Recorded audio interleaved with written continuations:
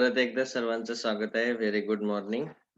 तर काल आपण हा जो पहिला पार्ट आहे एक्सरसाइज 1.1 से रिलेटेड सर्व थिअरी पाहिली लॉजिक चॅप्टरचे. आज आपण पुढचा पार्ट डिस्कस करूया. पुढचा पार्ट आहे हे सर्व हेडिंग दिलेत बघा. Statement pattern, logical equivalence, tautology, contradiction, contingency. हा अतिशय महत्त्वाचा पार्ट आहे सीईटीच्या दृष्टिकोनातून. प्रत्येक गोष्ट व्यवस्थित समजून घ्या. दरवर्षी या टाईपचा एक क्वेश्चन येतोच. ठीक आहे.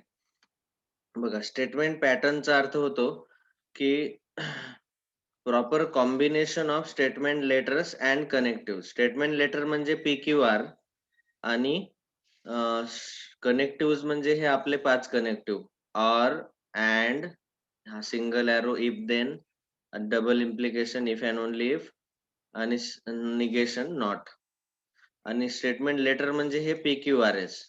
या 5 सिम्बॉलचं आणि या लेटरचं जे कॉम्बिनेशन आहे, पण ते कसं असलं पाहिजे, प्रॉपर कॉम्बिनेशन असलं पाहिजे. त्याला आपण म्हणतो स्टेटमेंट पॅटर्न. तर हे जे आहेत हे स्टेटमेंट पॅटर्न्स आहेत.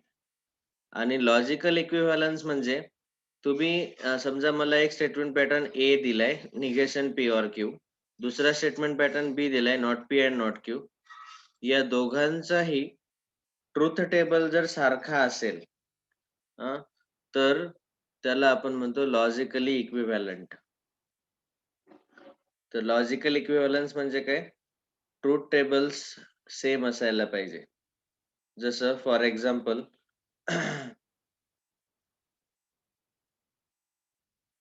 इथं बघा, लेफ्ट हँड साइडला negation P double implication Q आहे. त्याचा ट्रुथ टेबल लिहिताना हा 6वा कॉलम लिहिला आपण FTTF. आणि राईट हँड साइडला आहे P अँड नॉट Q और Q अँड नॉट P. त्याचा ट्रुथ टेबल 9th कॉलम मध्ये परत FTTF सारखाच भेटला. या 2 कॉलम वरून आपण सांगू शकतो की हे दोन्ही स्टेटमेंट पॅटर्न्स जे आहेत ते लॉजिकली इक्विव्हॅलंट आहेत. ओके, त्यांचा ट्रुथ टेबल सारखा येतो, तर त्याला म्हणायचं लॉजिकल इक्विव्हॅलन्स.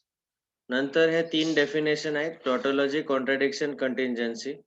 तर टॉटॉलॉजीचा अर्थ होतो की जो शेवटचा कॉलम आहे ट्रुथ टेबल मध्ये त्याचे सर्व व्हॅल्यू ट्रू येणार, ट्रू. कॉन्ट्रडिक्शन मध्ये सर्व व्हॅल्यू शेवटच्या कॉलम मध्ये फॉल्स येणार. आणि कंटिन्जन्सी मध्ये काही व्हॅल्यू ट्रू येतात, काही फॉल्स येतात. It is neither tautology nor contradiction. आणि सॉल्व करताना सिक्वेन्स हा लक्षात ठेवा, आधी निगेशन, नंतर or, and, single implication, double implication. जसं आपला बॉडमॉस रूल होता तसंच negation, or, and, single implication, double implication या सिक्वेन्स मध्येच आपण सॉल्व करतो. आता बघा, कधी कधी हा ऑब्जेक्टिव्ह क्वेश्चन मध्ये विचारला जाऊ शकतो की ट्रुथ टेबल मध्ये किती रोज असतात. रो म्हणजे आडव्या रांगा किती असतात.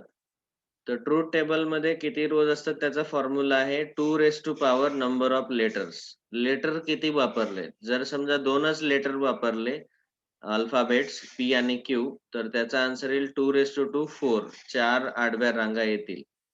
जर 3 लेटर वापरले PQR तर 2 8.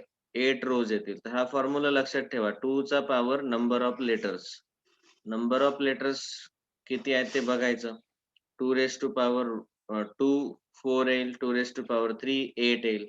किती लेटर वापरले त्याच्यावरनं लक्षात येते.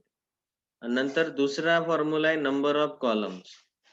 तर number of columns truth table मध्ये किती येतील, तर त्याचा फॉर्म्युला आहे लॉजिकल कनेक्टिव्ह किती वापरले, number of logical connective plus number of letters. Connective आणि लेटर्स या सर्व दोघांची ऍडिशन घ्यायची, तेवढे कॉलम येणार. जसं इथे एक्झाम्पल दिले P and Q and negation P और निगेशन Q. इथं सिम्बॉल बघा, लॉजिकल कनेक्टिव्ह किती वापरले, अँड, हा अँड दुसरा, हा निगेशन, हा ऑर, आणि हे निगेशन. तर 1 2 3 4 5 5 वापरले, प्लस लेटर्स किती आहेत 2, P आणि Q. 5 + 2 7. तर याचा अर्थ 7 कॉलम्स येतील या ट्रुथ टेबल मध्ये. समजलं? तर अशा पद्धतीने आपल्याला सांगता येईल. जसं इथं बघा 1 2 2 लेटर वापरलेत, बघा पहिले तर 2 लेटर वापरल्यामुळे नंबर ऑफ रोज जे आहे ते 2 4 रो येतील. बघा 1, 2, 3, 4 आणि कॉलम्स किती येतील? तर सिम्बॉल किती वापरलेत? हां, इम्प्लिकेशन आणि इम्प्लिकेशन 3 सिम्बॉल प्लस 2 लेटर. तर टोटल 5 कॉलम्स. बघा पहिला कॉलममध्ये पी येईल, टी-टी-एफ-एफ. दुसरा T-F-T-F. P single implication Q आधी घ्यावं लागेल कारण की हा ब्रॅकेटमध्ये आहे. तुम्हाला आधीच सांगितलं जे ब्रॅकेटमध्ये आहे ते आधी सोडवतो आपण. टी-एफ, टी-टी येईल त्याचा आन्सर, टी-एफचा एफ. नंतर याचा अँड घ्यायचा आहे क्यू सोबत. तर क्यू सोबत घेतला अँड तर ट्रू, ट्रू जिथं आहे तिथं ट्रू येईल. टी-टीचा टी येईल. हे उरलेले 2 एफ येतील. आणि नंतर याचा सिंगल इम्प्लिकेशन घ्यायचंय पी सोबत. तर या कॉलमचं सिंगल इम्प्लिकेशन पी सोबत घ्यायचं. तर इथं टी-एफ आहे तर त्याचा एफ येईल. बाकी सर्व ट्रू येतील. तर अशा पद्धतीने तुम्ही बघू शकता की 1, 2, 3, 4, 5 एक्झॅक्टली 5 कॉलम आहे. नंबर ऑफ रोज आणि नंबर ऑफ कॉलम काढण्याचा हा फॉर्म्युला लक्षात ठेवा. कधी-कधी असं विचारू शकतात. इथं बघा 3 लेटर आहेत पी-क्यू-आर म्हणून 2 8 रोज येतील. तर आपला तुम्हाला माहिती आहे की पीचा कॉलम घेताना आपण टी-टी-टी-टी, एफ-एफ, एफ-एफ घेतो आणि इथं टी-टी-एफ-एफ, टी-टी-एफ-एफ असं घेतो. आणि नंबर ऑफ कॉलम काढताना सिम्बॉल किती आहेत आणि लेटर किती आहेत. सिम्बॉल आहेत 3 आणि लेटर आहेत 3. सो टोटल 6 कॉलम येतील. आलं असेल लक्षात तुमच्या? आणि मग कॉलम कसे घ्यायचे तर ते ट्रुथ टेबल तुम्ही शिकलेलेच आहात.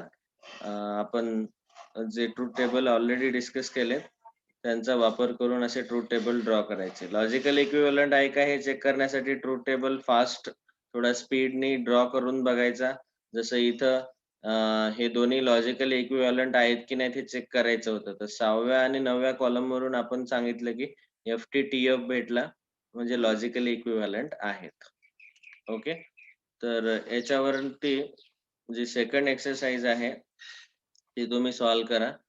त्याच्यातले क्वेश्चन सॉल्व्ह करा आणि जास्तीत जास्त 2 मिनिटात एक-एक क्वेश्चन झाला पाहिजे. ट्रुथ टेबल ड्रॉ करणं आणि लॉजिकली इक्विव्हॅलंट आहे की नाही चेक करायचं. ठीक आहे. टॉटॉलॉजी कॉन्ट्राडिक्शन कंटिन्जन्सी आहे की नाही हे कसं चेक करणार? तर याच्यासाठी बघा काही एक्झाम्पल सांगतोय. तुम्ही ट्रुथ टेबल ड्रॉ करायचा आणि ट्रुथ टेबलमध्ये जर का सर्वात शेवटी असं एफ-एफ-एफ-एफ येत असेल, तर त्याला म्हणायचं इट इज कॉन्ट्राडिक्शन. ठीक आहे. काही ट्रू आणि काही फॉल्स येत असतील, तर त्याला म्हणायचं कंटिन्जन्सी आणि सर्वच ट्रू येत असतील, तर त्याला म्हणायचं टॉटॉलॉजी. असं शेवटच्या कॉलममध्ये. ठीक आहे. तर त्या पद्धतीने आपण टॉटॉलॉजी, कॉन्ट्राडिक्शन, कंटिन्जन्सी पण सॉल्व्ह करू शकतो. तर ट्रुथ टेबल तुम्हाला थोडा फास्ट ड्रॉ करता आला पाहिजे. ओके. तर हा झाला दुसरा पॉइंट, दुसरी एक्सरसाइज. आता याची प्रॅक्टिस आज करून घ्यायची, दुसऱ्या एक्सरसाइजची. आपण पुढे कंटिन्यू करू आता. नंतर पुढचा जो पार्ट आहे तो आहे क्वांटिफायर्स. क्वांटिफायर्समध्ये 2 शब्द वापरले जातात. एक असतो देअर एक्झिस्ट आणि दुसरा असतो फॉर ऑल. हा जो देअर एक्झिस्ट आहे, त्याला आपण नाव देतो एक्झिस्टेन्शियल क्वांटिफायर. त्याला शब्दातली तो देअर एक्झिस्ट आणि सिम्बॉल त्याचा असा उलटा ई आहे. ओके. आणि दुसरा क्वांटिफायर आहे फॉर ऑल. फॉर ऑल जो आहे त्याला युनिव्हर्सल क्वांटिफायर असं म्हटलं जाते आणि त्याचा सिम्बॉल असतो असा व्ही ला आपण कट करतो. व्ही ला असा आडवा. क्वांटिफाईड स्टेटमेंट म्हणजे ज्याच्यामध्ये क्वांटिफायर हे वापरले जातात. हे 2 देअर एक्झिस्ट किंवा फॉर ऑल हे वापरले जातात. अशा स्टेटमेंटला म्हणायचं क्वांटिफाईड स्टेटमेंट. समजलं? आता क्वांटिफाईड स्टेटमेंटची ट्रुथ व्हॅल्यू कशी घ्यायची? ते ट्रू कधी आहे आणि फॉल्स कधी आहे? तर हा जर देअर एक्झिस्ट असेल, देअर एक्झिस्टला आपण ट्रू घेऊ शकतो if at least one object satisfies the condition. तर देअर एक्झिस्टच्या वाक्यामध्ये एखादी कंडिशन दिलेली असते. जसं इथं बघा, there exist X belonging to A. Belongs to म्हणजे त्या सेटमध्ये आहे. सच दॅट x-4 = 3 असं दिलंय. आता हा जो सेट ए आहे, हा सेट ए आपल्याला इथं दिलाय 1, 2, 3, 4, 5, 6, 7. सेट ए मध्ये हे 7 एलिमेंट्स आहेत. त्यापैकी at least one object should satisfy the condition. कमीत कमी एक तरी एक्सची व्हॅल्यूनी या इक्वेशनला, या कंडिशनला सॅटिस्फाय करायला पाहिजे. सच दॅट नंतर ही कंडिशन दिलेली असते. तर एक्स इक्वल टू 7 या व्हॅल्यूसाठी हे सॅटिस्फाय होत आहे आणि सेटमध्ये 7 आहे. म्हणून आपण म्हणू शकतो की याची ट्रुथ व्हॅल्यू काय असेल? ट्रू. ठीक आहे. तर त्याचं हे एक्झाम्पलच मी आधी दाखवून देतो तुम्हाला, सॉल्व्ड एक्झाम्पल. तर 7 साठी हे 7 कंडिशन सॅटिस्फाय करतोय म्हणून हे ट्रू येईल. आणि जर का फॉर ऑल असेल तर it will be considered as true if all the object satisfy the condition. म्हणजे एक्सच्या प्रत्येक व्हॅल्यूसाठी सर्व कंडिशन सॅटिस्फाय व्हायला पाहिजे. प्रत्येक व्हॅल्यूसाठी, सर्वच व्हॅल्यूसाठी. जसं आता इथं दिलंय for all X belonging to A X plus 1 greater than equal to 3. तर X plus 1 greater than equal to 3 ही कंडिशन 1 एक्सच्या व्हॅल्यू ज्या सेट ए मधून येतील. तर 1, 2, 3, 4, 5, 6, 7 पैकी 2 पासून 7 पर्यंत सर्व सॅटिस्फाय करतात. पण 1 साठी सॅटिस्फाय होत नाही म्हणून हे याची ट्रुथ व्हॅल्यू येईल फॉल्स. कारण एक्सच्या सर्व व्हॅल्यूसाठी ही कंडिशन ट्रू यायला पाहिजे. बघा, मी काय म्हटलंय, देअर एक्झिस्ट ट्रू असतो जर एक एक ऑब्जेक्ट कंडिशन सॅटिस्फाय करत असेल आणि फॉर ऑल ट्रू असतो जर ऑल द ऑब्जेक्ट, सर्वच ऑब्जेक्ट कंडिशनला सॅटिस्फाय करत असतील तर. ओके.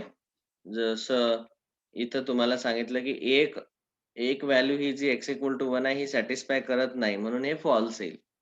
तिसरं क्वेश्चन बघा, for all X belonging to A 8 - x less than equal to 7. एक्सच्या सर्व व्हॅल्यू ही कंडिशन सॅटिस्फाय करतात. तुम्ही टाकून बघा इथे एक्सच्या ह्या व्हॅल्यू, तर नेहमी answer less than equal to 7च भेटते. म्हणून हे येईल ट्रू. आणि देअर एक्झिस्ट मध्ये एक तरी व्हॅल्यू याला सॅटिस्फाय करणारी पाहिजे. आता इथं एकही व्हॅल्यू नाहीये. एक्स इक्वल टू 8 असायला पाहिजे, पण 8 तर सेटमध्ये नाहीच.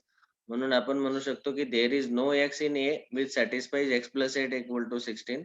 कंडिशनला सॅटिस्फाय करणारी एकही व्हॅल्यू नाही भेटली म्हणून false. It's truth value is false. समजलं का? तर अशा पद्धतीनं आपण हे क्वेश्चन सॉल्व्ह करू शकतो.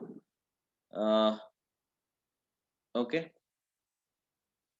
नंतर पुढचा पार्ट आहे ड्युएल्स. ड्युएल्स मध्ये आपण हे 4 सिम्बॉल रिप्लेस करतो.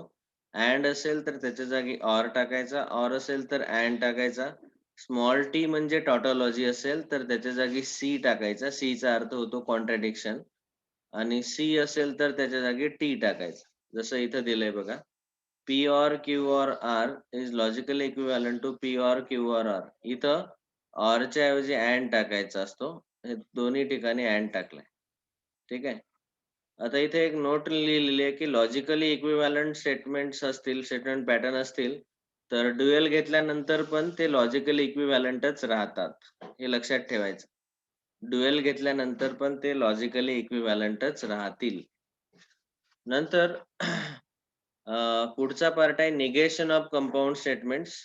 तर हे जे निगेशन्स आहेत यांचे 5 फॉर्म्युले आपल्याला लक्षात ठेवायचे आहेत. निगेशन, कंजंक्शनचं निगेशन येईल निगेशन पी अँड क्यू. त्याचा आन्सर येते not p or not Q. हा जो निगेशन आहे हा दोघांनाही जातो आणि अँडचा ऑर होतो. हा पहिला फॉर्म्युला. नंतर डिसजंक्शन मध्ये negation of P or Q असेल तर हा निगेशन दोघांनाही जातो, नॉट पी नॉट क्यू, आणि ऑरचा अँड होतो. सिंगल इम्प्लिकेशन जर असेल पी सिंगल इम्प्लिकेशन क्यू, त्याचं निगेशन घेताना आपण लिहितो p and not q. Okay, हे लक्षात ठेवायचंय.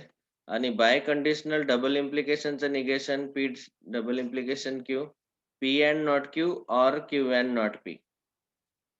आणि निगेशन ऑफ निगेशन जे असेल निगेशन ऑफ निगेशन पी, तर पीच राहील. निगेशन निगेशन कॅन्सल होईल. यापैकी हे जे पहिले 2 लॉ आहेत जिथं निगेशनचे, कंजंक्शनचं निगेशन आणि डिसजंक्शनचं निगेशन, त्याला डी मॉर्गन्स लॉ असं म्हटलं गेलं. ठीक आहे. तर ट्रूथ टेबल तुम्हाला याचे हे लॉजिकली इक्विव्हॅलंट आहेत हे ट्रूथ टेबल वरनं लक्षात येईल. याचे ट्रूथ टेबल तुम्ही ड्रॉ करून बघू शकता सेपरेट वेळेमध्ये. तर हे 5ही तुम्हाला ॲज अ फॉर्म्युले लक्षात ठेवायचे. एकदा परत रिव्हिजन.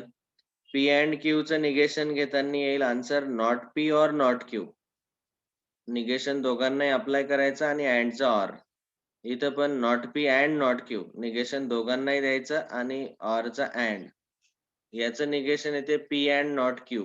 पी म्हणजे पहिलं इनपुट अँड दुसऱ्या इनपुटचं निगेशन. आणि इथं घेताना हे पी अँड नॉट क्यूच येते आणि मध्ये येतो or q and not P असं. हे लक्षात ठेवायला सोपं आहे, विसरू नका. तर हे 5 फॉर्म्युले तुम्हाला लक्षात ठेवायचे आहेत. आता बघा, जेव्हा आपल्याला असेच 2 स्टेटमेंट दिलेत समजा पी, क्यू आणि त्यांच्यामध्ये ऑर दिलाय, त्याचं निगेशन विचारलं, तर not p and not Q येईल. तर नॉट पी म्हणजे आता ग्रेटर दॅनचा लेस दॅन इक्वल टू होईल. नॉट क्यू म्हणजे इथं इक्वल टूचा नॉट इक्वल टू होईल आणि दोघांच्यामध्ये अँड टाकायचं. अशा पद्धतीनं दिलेल्या स्टेटमेंटचं निगेशन आपण वाक्याच्या रूपात पण लिहू शकतो. इथं दोघांच्यामध्ये अँड आहे. सेकंड क्वेश्चन तुम्ही बघू शकता.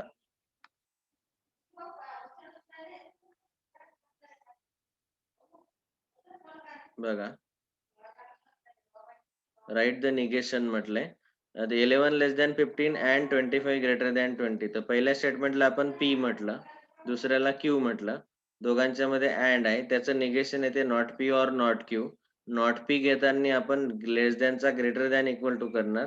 नॉट क्यू घेताना ग्रेटर दॅनचा लेस दॅन इक्वल टू आणि मध्ये ऑर घ्यायचा. तर हे राहील त्याचा आन्सर. समजलं? असे तुम्हाला वाक्य दिलेले असतात आणि ते वाक्य बघून तुम्हाला त्याचं निगेशन लिहावं लागते. जसं इथं दिलंय quadrilateral is a square if and only if it is rhombus. तर डबल इम्प्लिकेशन आहे. डबल इम्प्लिकेशनचं निगेशन येते P and not q or q and not P. तर आधी पी लिहायचा. पी काय आहे? क्वाड्रिलॅटरल इज स्क्वेअर अँड मध्ये निगेशन क्यू. निगेशन क्यू म्हणजे क्वाड्रिलॅटरल इज अ रोम्बस. याचं निगेशन येते quadrilateral is not a rhombus and it is not a rhombus. Or मध्ये ऑर येईल. Quadrilateral is a rhombus and it is not a square. म्हणजे वाक्याच्या रूपात याला आपण P negation Q Q negation P हे वाक्य इथं टाकू शकतो. ठीक आहे. आता समजा कधी-कधी आपल्याला असे स्टेटमेंट क्वांटिफाईड स्टेटमेंट जर विचारले फॉर ऑल आणि देअर एक्झिस्ट वाले, तर त्यांचं निगेशन कसं घ्यायचं? आतापर्यंत आपण 5 निगेशन पाहिले. अँडचं, ऑरचं, इफ देनचं, डबल इम्प्लिकेशनचं आणि निगेशन ऑफ निगेशन हे 5 पाहिले. आता फॉर ऑल आणि देअर एक्झिस्ट वाले जर वाक्य असतील तर काय करायचं? फॉर ऑल साठी निगेशन घेताना ऑलला काढून सम लिहायचं किंवा फॉर ऑल काढून त्याच्या जागी देअर एक्झिस्ट करायचा आणि दिलेल्या स्टेटमेंटला निगेट करायचं, निगेशन लिहायचं त्याचं. ओके. स्टेटमेंट जर येस दिलं असेल तर त्याचं निगेशन करायचं, निगेशन येस. आणि देअर एक्झिस्ट जर असेल ऑलरेडी तर त्याचं फॉर ऑल लिहायचं आणि स्टेटमेंटचं निगेशन करायचं. बस एवढाच फरक आहे. म्हणजे सम किंवा देअर एक्झिस्ट असेल तर त्याला ऑल किंवा फॉर ऑल लिहायचं आणि स्टेटमेंटला निगेट करायचं. आता बघा एक्झाम्पल बघा. सी इथं 8वं आपण एक्झाम्पल घेतलंय. For all n belonging to n, n square plus n plus 2 is divisible by 4. याचं निगेशन घ्यायचं आहे. क्वेश्चन काय आहे? Right the negation of following. तर याचं निगेशन घेताना काय सांगितलं? फॉर ऑलच्या जागी देअर एक्झिस्ट लिहायचा. हा लिहिला देअर एक्झिस्ट. आणि हे जे वाक्य आहे याचं निगेशन घ्यायचं आहे. इज डिव्हिजिबलला लिहिलं इज नॉट डिव्हिजिबल. बस झालं. तर आन्सर काय येईल? फॉर ऑलचा देअर एक्झिस्ट केला. There exist n belonging to capital N, comma this is not divisible by 4. समजलं? तसंच इथं देअर एक्झिस्ट आहे त्याचं निगेशन घेताना फॉर ऑल लिहायचं आधी त्याच्या जागी आणि हे जे सेंटेन्स आहे याचं निगेशन लिहायचं. लेस दॅनचं निगेशन येईल ग्रेटर दॅन इक्वल टू. समजलं? तर निगेशन घेताना ह्या 2 पायऱ्या. फॉर ऑलच्या जागी सम आणि स्टेटमेंटचं निगेशन घ्यायचं किंवा देअर एक्झिस्ट असेल तर त्याच्या जागी फॉर ऑल लिहायचं आणि स्टेटमेंटचं निगेशन घ्यायचं. क्लिअर? नंतर नेक्स्ट पार्ट जो की सर्वात महत्त्वाचा आहे, चौथा प्रश्न कॉन्व्हर्स, इन्व्हर्स, कॉन्ट्रापॉझिटिव्ह. तर आपल्याला जर single implication P implies Q असं दिलं असेल, तर त्याचा कॉन्व्हर्स येतो Q इम्प्लाइज P. उलटं घ्यायचं. P आधी Q आधी घ्यायचं आणि P नंतर घ्यायचं. इन्व्हर्स घेताना not P single implication not Q आणि कॉन्ट्रापॉझिटिव्ह घेताना not Q single implication not P असं येते. जसं इथे एक एक्झाम्पल दिलंय. If 3 is greater than 2 then 5 is less than 7. हे इम्प्लिकेशन दिलेलं आहे. इथं स्टेटमेंट P आपण घेणार 3 ग्रेटर दॅन 2 आणि स्टेटमेंट क्यू घेणार 5 लेस दॅन 7.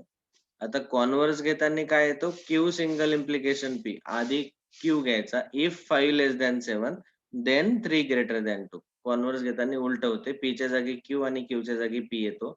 इन्व्हर्स घेताना हा जो पी आहे त्याचा निगेशन जसं इथं पी दिलेला आहे 3 ग्रेटर दॅन 2 तर निगेशन पी येईल 3 लेस दॅन इक्वल टू 2 आणि निगेशन क्यू इथं येईल 5 greater than equal to 7 less दॅनचं ग्रेटर दॅन इक्वल टू. तर आता इथं निगेशन पी लिहिलेलं आहे. If negation p then negation q असं.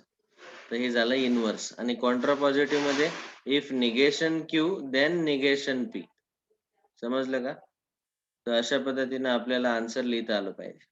आता हे जे सिंगल इम्प्लिकेशन त्याचा कॉन्व्हर्स त्याचा इन्व्हर्स आणि कॉन्ट्रा पॉझिटिव्ह हे टोटल 4 टाइपचे स्टेटमेंट पॅटर्न झाले. यापैकी पहिला आणि चौथा हे दोन्ही लॉजिकली इक्विव्हॅलंट असतात. हे पाठ ठेवा, लक्षात ठेवा. सिंगल इम्प्लिकेशन आणि कॉन्ट्रा पॉझिटिव्ह हे लॉजिकली इक्विव्हॅलंट असतात. म्हणजे त्या दोघांचा ट्रुथ टेबल सारखा येतो. बघा इथं. सिंगल इम्प्लिकेशन आणि कॉन्ट्रा पॉझिटिव्हचा ट्रुथ टेबल TFTT येत आहे. आणि तसंच कॉन्व्हर्स जो आहे क्यू सिंगल इम्प्लिकेशन पी आणि not P single implication not Q यांचा ट्रुथ टेबल सारखा येतो TTFT. म्हणून हे दोन्ही पण लॉजिकल इक्विव्हॅलंट आहेत. तर पहिला चौथा आणि दुसरा तिसरा हे दोन्ही कसे लॉजिकली इक्विव्हॅलंट आहेत हे लक्षात ठेवायचं. आता तुम्हाला असं विचारू शकतात एक्झाम मध्ये सीटी मध्ये की याचा कॉन्व्हर्स लिहा, याचा इन्व्हर्स लिहा, याचा कॉन्ट्रा पॉझिटिव्ह लिहा. तर त्याच्यासाठी तुम्हाला माहिती असलं पाहिजे की दिलेलं statement p single implication q असेल तर converse q single implication p येतो. Inverse not P single implication not Q येईल आणि contrapositive not Q implies not p येईल. समजलं? तर अशा पद्धतीनं समजा मला इथे एक स्टेटमेंट दिलेलं आहे. हा जो प्रश्न आहे एक्सरसाइज 1.3 मधला क्वेश्चन 4 त्यातला हा आहे थर्ड क्वेश्चन बघा. Surface area if surface area decreases then pressure increases. तर यातलं पी स्टेटमेंटला आपण घेतलंय सरफेस एरिया डिक्रीजेस आणि क्यू प्रेशर इन्क्रीजेस. आता बघा याचा नॉट पी घेताना येईल surface area does not decrease, not Q येईल प्रेशर डज नॉट इन्क्रीज. आणि आपल्याला पी सिंगल इम्प्लिकेशन क्यू दिलंय तर कॉन्व्हर्स लिहिताना क्यू सिंगल इम्प्लिकेशन पी लिहावं लागेल. म्हणजे आधी Q if pressure increases then surface area decreases असं लिहावं लागेल. एस ए म्हणजे सरफेस एरिया.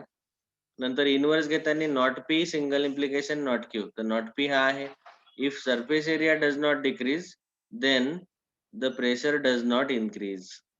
समजलं? आणि कॉन्ट्रा पॉझिटिव्ह लिहिताना if pressure does not increase then surface area does not decrease. Not Q implies not P. If then तर टाकायचंच आहे. फक्त निगेशन घ्यायचं पी आणि क्यूच. ओके. हे पाचही निगेशन जे आहेत यांचे नाव पण लक्षात ठेवा. पहिले दोन निगेशन आहेत त्याला आपण म्हणतो डी मॉर्गन्स लॉ. तिसरं निगेशन आहे त्याला म्हणायचं negation of implication P and not Q. Negation of double implication याला म्हणायचं आणि याला म्हणायचं निगेशन ऑफ निगेशन. यांचे नाव माहिती असणं आवश्यक आहे. हे रिझन्स. ओके. तर अशा पद्धतीने आपण आता एक्सरसाइज 1.3 पर्यंत कंप्लीट केले डिस्कशन. या टाइपचे क्वेश्चन्स आज तुम्ही MCQ CET लेवलचे सॉल्व करा.